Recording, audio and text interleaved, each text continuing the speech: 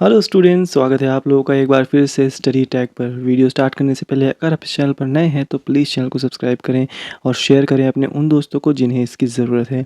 चलिए जल्दी से वीडियो स्टार्ट करते हैं। ये है BHDC 132 के इम्पॉर्टेंट क्वेश्चंस। ये क्वेश्चंस है इग्नू स्टूडेंट्स के लिए जो बच्चे इग्नू के एग्ज़ाम दे रहे हैं। तो बिना किसी देरी के चलिए जल्दी से इसे स्टार्ट करते हैं।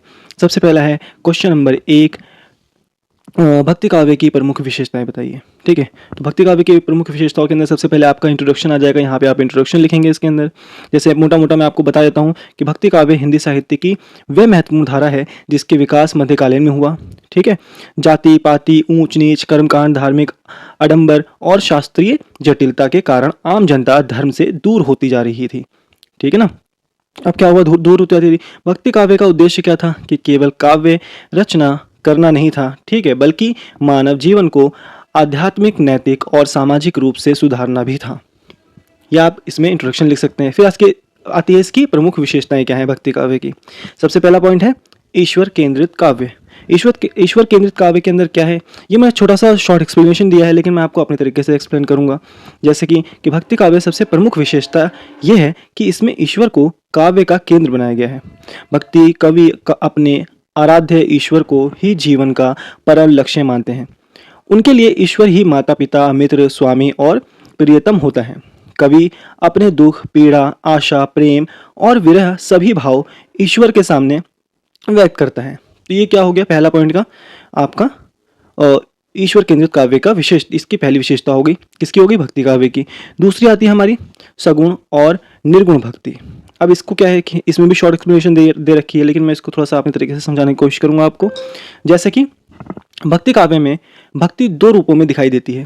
पहला है सगुण भक्ति में ईश्वर को साकार रूप से स्वीकार किया गया। इसमें राम, कृष्ण जैसे अवतारी रूपों की उपासना की गई। इसके विपरीत निर्गुण भक्ति में ईश्वर को निराकार, निर्विशेष और अदृश्य माना गया है। निर्गुण भक्तों का मानना था कि ईश्वर रूप और नाम से परे हैं। इन दोनों धाराओं में भक्ति काव्य को व्यापक रूप प्रदान किया। ठीक है ना। तीसरा है प्रेम और समर्पण की भावना। भक्ति काव्य में ईश्वर के प्रति प्रेम सर्वोच्च स्थान रखता है। ये प्रेम सांसारिक प्रेम से भिन्न होता है। इसमें कोई स्वार्थ, लालच या अपेक्षा नहीं होती। ठीक है, भक्ति स्वयं को पूरी तरह ईश्वर को सौंप देता है। जो भक्त होता है वह अपने सुख दुख, जीवन मरण सभी को ईश्वर की इच्छा मानकर स्वीकार करता है। इस पॉइंट के अंदर यह मतलब निकलता है। ठीक है, चौथा है भाव प्रधानता। अब भाव प्रधानता में क्या है कि भक्ति काव्य में भावना को बुद्धि से अधिक महत्व दिया गया है। ठीक है, इसमें तर्क, दर्शन और शास्त्रों की जटिल व्याख्या नहीं मिलती। भक्त कवि जो अनुभव करता है उसे सरल शब्दों में व्यक्त कर देता है। ठीक है ना। इसी कारण भक्ति काव्य हृदय को सीधे प्रभावित करता है।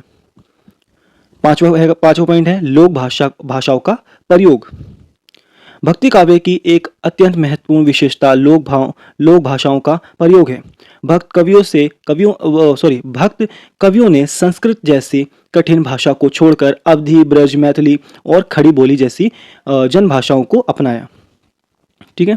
छठा है शास्त्रीय जटिलता का विरोध। शास्त्रीय जटिलता का विरोध इसमें क्या देखने को मिलता है हमें कि संस्कृत की जटिलता और कर्मकांड का विरोध किया गया है। ठीक है ना। सच्ची भक्ति वही है जो भीतर से निकले, ना कि केवल बाहरी क्रियाओं तक सीमित है। सातवां है सामाजिक समानता का संदेश। इसमें क्या है कि भक्ति काव्य ने समाज में व्यापक जाति पाति, ऊंच नीच और छुआछूत जैसी बुराइयों का कड़ा विरोध किया। भक्त कवियों ने कहा कि ईश्वर सभी में समान रूप से विद्यमान है ना। आठवां है मानवतावादी दृष्टिकोण। मानवतावादी दृष्टिकोण में क्या है कि भक्ति काव्य में मानव प्रेम को ईश्वर प्रेम के समान माना गया है। दुखी, गरीब और पीड़ित मानव की सेवा को सबसे बड़ी भक्ति बताया गया है। नवा है गुरु की महत्ता। गुरु की महत्ता क्या है कि भक्ति काव्य में गुरु को अत्यंत महत्वपूर्ण स्थान दिया गया है। गुरु को अज्ञान के अंधकार से ज्ञान के प्रकाश की ओर ले जाने वाला माना गया है। 10वां है अहंकार का त्याग। अहंकार का त्याग करना ही भक्ति काव्य में क्या है कि अहंकार, लोभ और मोह को त्यागने की शिक्षा दी गई है। 11वां है वैराग्य भावना। वैराग्य भावना क्या है कि सांसारिक सुखों से विरक्ति और आत्मिक शांति पर बल दिया गया। 12वां है नाम स्मरण की महिमा। ईश्वर के नाम का स्मरण ही मुक्ति का सरल साधन बताया गया है। ठीक है। 13वां है भक्ति को सरल मार्ग मानना। जो भक्ति है कठिन योग्य और तपस्या के स्थान पर भक्ति को सरल मार्ग बनाया गया है। चौथा है काव्य रूपों में विविधता। पद, दोहा, चौपाई, साखी आदि रूपों को प्रयोग करना। ठीक है, ये काव्य रूपों की विविधता है, इनमें ये सारी चीजें हैं उसके अंदर। 15वां है जनजीवन से जुड़ाव। काव्य विषय सीधे जन सामान्य के जीवन से जुड़े हुए हैं। और लास्ट में आता है निष्कर्ष। इस पूरे क्वेश्चन का आप निष्कर्ष इसके अंदर लिख सकते हैं। नेक्स्ट क्वेश्चन है क्वेश्चन नंबर 3, जायसी के जीवन और रचना संसार का परिचय प्रस्तुत कीजिए। अब इसके बारे में थोड़ा सा पढ़ेंगे। जायसी के जीवन और रचना संसार का परिचय कैसा था। सबसे पहले हम इंट्रोडक्शन देंगे इसके बारे में कि मलिक मोहम्मद जायसी, इसका पूरा नाम है, जायसी का मतलब है मलिक मोहम्मद जायसी, हिंदी साहित्य के प्रमुख सूफी प्रेमाख्यान कवि हैं। उन्होंने अपने काव्य के माध्यम से प्रेम को ईश्वर प्राप्ति का साधन बताया। उनका काव्य लौकिक प्रेम और आध्यात्मिक प्रेम का सुंदर मेल है। ठीक है। नेक्स्ट हम पढ़ेंगे जायसी का जन्म और काल। जायसी का जन्म और काल कैसे हुआ कि जायसी का जन्म 15वीं शताब्दी में माना जाता है। वे एक सूफी संत थे और उनका जीवन अत्यंत सादगीपूर्ण था। उन्होंने सांसारिक सुखों से दूर रहकर ईश्वर चिंतन और साधना में जीवन बिताया। ठीक है। सूफी परंपरा से संबंध क्या है। सूफी परंपरा में प्रेम को ईश्वर तक पहुंचाने का मार्ग माना जाता है। जायसी भी इसी विचारधारा से प्रभावित थे।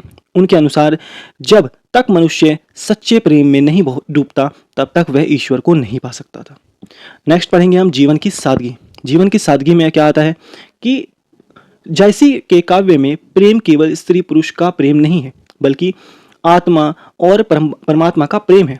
ठीक है। उनका जीवन त्याग, साधना और आध्यात्मिक चिंतन से भरा था। प्रेम को साधना मानना। प्रेम को साधना मानना क्या है कि जायसी के अनुसार प्रेम ईश्वर प्राप्ति का माध्यम है। मतलब कि इंसान डूब जाए उस प्रेम के अंदर जब तक वो ईश्वर को प्राप्त ना करे। लौकिक प्रेम से अलौकिक प्रेम। लौकिक प्रेम से अलौकिक प्रेम के अंदर देख क्या है कि एक सेकेंड, उनकी रचनाओं में सांसारिक प्रेम के माध्यम से ईश्वर प्रेम की अभिव्यक्ति है। ठीक है ना। रचना संसार में क्या आता है कि पाशवात का कथासार। पाशवात राजा रतन सेन और पक्षिणी का कथा है। पाशवात का प्रतीकात्मक अर्थ इसका क्या है, रथ सेन आत्मा और पक्षिणी परमात्मा का प्रतीक है। सूफी दर्शन की अभिव्यक्ति। अगला है ईश्वर से मिलने को प्रेम की चरम अवस्था बताया गया है। सूफी दर्शन की अभिव्यक्ति क्या है कि ईश्वर से मिलने को प्रेम की चरम अवस्था बताया गया है जो आप प्रेम करते हैं। भाषा क्या कौन सी इसमें इस्तेमाल होती है, अवधि भाषा का प्रयोग किया गया है। शैली कौन सी थी, प्रतीकात्मक, रहस्यात्मक और भावपूर्ण शैली थी इसके अंदर। रस योजना क्या थी, श्रृंगार और शांत रस की प्रधानता थी। लोक तत्व, लोक जीवन और लोक विश्वास का चरण था। अब आते हैं साहित्यिक महत्व क्या था इसका कि सूफी काव्य के प्रतिनिधि कवि। हिंदी सूफी काव्य में जायसी का विशेष स्थान था। ठीक है।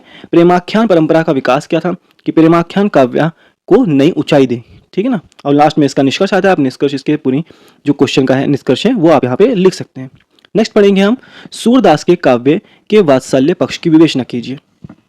ठीक है। तो सूरदास भक्ति काल की सगुण भक्ति शाखा को प्रमुख कवि हैं। ठीक है ना। हम इसका इंट्रोडक्शन पढ़ रहे हैं कि उनके काव्य में कृष्ण भक्ति के साथ साथ वात्सल्य रस का अत्यंत सुंदर चित्रण मिलता है। वात्सल्य रस का अर्थ क्या है, माता पिता का संतान के प्रति प्रेम और स्नेह वात्सल्य कहलाता है।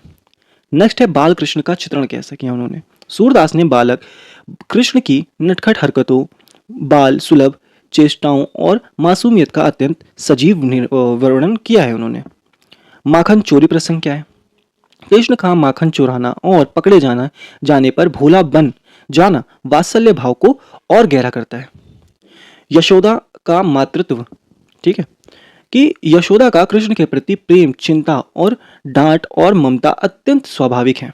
ठीक है। दुलार और डांट के अंदर कि डांट में भी प्रेम की झलक मिलती है जब माता यशोदा कृष्ण को डांटती थी। बाल मनोवैज्ञानिक कि इसमें क्या था कि बालक के स्वभाव की गहरी समझ, ठीक है, उसमें दिखाया गया है इनके जब इन्होंने लिखा था। सहज भक्ति, सहज भावाभिव्यक्ति, भाव बनावटी नहीं स्वाभाविक है उनके अंदर। भाषा की सरलता, ब्रज भाषा का मधुर प्रयोग किया गया था इसके अंदर। चित्रात्मक क्या था कि काव्य पढ़ते समय दृश्य आंखों के सामने आ जाता था, इस तरीके से उन्होंने उसको लिखा था उन्होंने। रस निष्पक्ष थी। वात्सल्य रसपूर्ण रूप से सिद्ध होता है, ठीक है ना। वात्सल्य जो रसपूर्ण है वो पूर्ण रूप से सिद्ध होता है। इसके अंदर निष्कर्ष आता था लास्ट में, फिर निष्कर्ष आप लिख सकते हैं। अगला क्वेश्चन है, मीराबाई की कविता के विभंजना शिल्प की विवेचना कीजिए। सबसे पहले हम इसके अंदर थोड़ा सा इंट्रोडक्शन इसके अंदर लिखेंगे कि मीराबाई भक्ति काल की प्रमुख कृष्ण भक्त कवियत्री कवित्री हैं। उनकी कविता आत्मानुभूति और सच्ची भक्ति की अभिव्यक्ति है, ठीक है। अभिव्यंजना की शिल्प का अर्थ क्या है? भावों को व्यक्त करने की कला को अभिव्यंजना शिल्प कहते हैं। जो भावों को हम व्यक्त करते हैं उसको क्या कहते हैं? अभिव्यंजना शिल्प कहते हैं। नेक्स्ट है आत्मानुभूति की प्रधानता।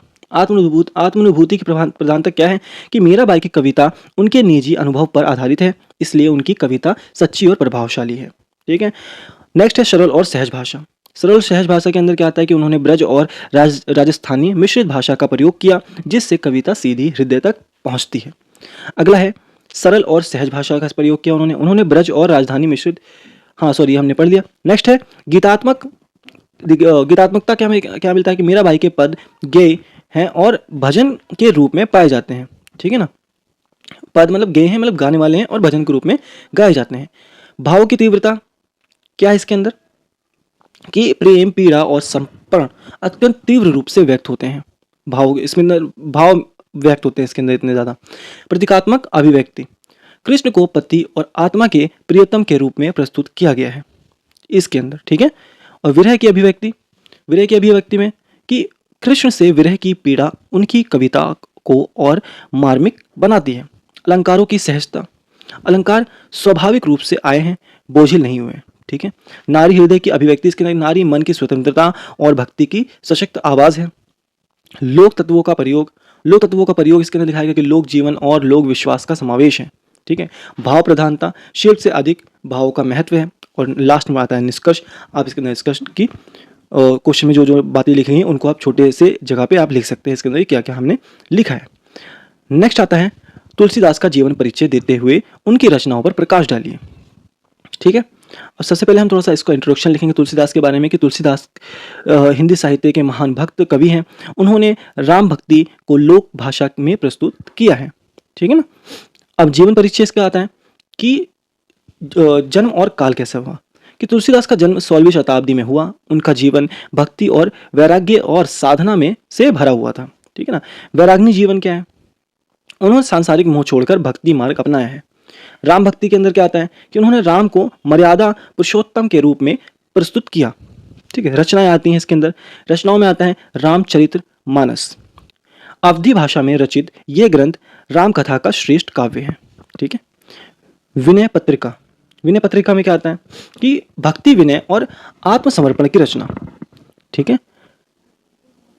कवितावली, राम के वीर और मर्यादित रूप का वर्णन मिलता है इसके अंदर, ठीक है। गीतावली राम भक्ति से ओतप्रोत पद है। साहित्य विशेषताएं क्या है, हम थोड़ा इसके बारे में पढ़ेंगे कि लोक भाषा क्या है। अवधि का सुंदर प्रयोग किया गया इसके अंदर, ठीक है। आदर्शवाद है इसके अंदर, राम को आदर्श मानव के रूप में चित्रित किया गया इसके अंदर, ठीक है। सामाजिक संदेश क्या दिया गया इसके अंदर कि मर्यादा, कर्तव्य और धर्म की शिक्षा इसके अंदर दी गई। और लास्ट में आता है निष्कर्ष कि तुलसीदास ने राम भक्ति को जनसाधारण तक पहुंचाया। अगला है छठा क्वेश्चन, रीतिकाल के प्रमुख कवियों का परिचय दीजिए। अब इसके अंदर क्या है कि रीतिकाल में काव्य, श्रृंगार और अलंकार प्रधान हो गया, ठीक है। रीतिकाल में काव्य का केंद्र श्रृंगार, रस और काव्य शिल्प बन गया, ठीक है। अगला है रीतिकाल की विशेषताएं क्या है। सबसे पहले हम देखेंगे कि श्रृंगार रस की प्रधानता क्या है कि नायिका, भेद और नख शिख वर्णन मिलता है इसके अंदर। अलंकार और रीति काव्य नियमों पर विशेष ध्यान दिया गया था इसके अंदर। प्रमुख कवि कौन कौन से थे? बिहारी क्या थे कि सतसई के रचयिता थे, ठीक है। संक्षिप्त लेकिन गहन काव्य करते थे उसके अंदर। केशवदास क्या थे कि रीति निरूपण के प्रमुख कवि थे, ठीक है। देव कैसे थे? श्रृंगार रस के कुशल कवि थे, ठीक है ना। मतीराम कैसे थे? श्रृंगार और नीति दोनों के कवि थे ये, ठीक है ना। और उसके बाद आता है निष्कर्ष। आप इसका निष्कर्ष लिख दीजिएगा, ठीक है ना। तो इसी के साथ हमारी ये वीडियो खत्म होती है। ये है पार्ट 1, ठीक है। पार्ट 2 आपका आज शाम तक या फिर कल मैं अपलोड कर दूंगा, ठीक है, पार्ट 2, जिसमें आपके पूरे क्वेश्चन कंप्लीट हो जाएंगे। तो ये इंपॉर्टेंट क्वेश्चन है, आप इसको ज़रूर कर लीजिएगा। और अगर आप लोगों को कोई डाउट है तो कमेंट सेक्शन में आप मुझसे पूछ सकते हैं। और अगर आप लोगों को वीडियो पसंद आई है तो प्लीज़ वीडियो को लाइक करें, चैनल को सब्सक्राइब करें और शेयर करें अपने उन दोस्तों को जिन्हें इसकी ज़रूरत है।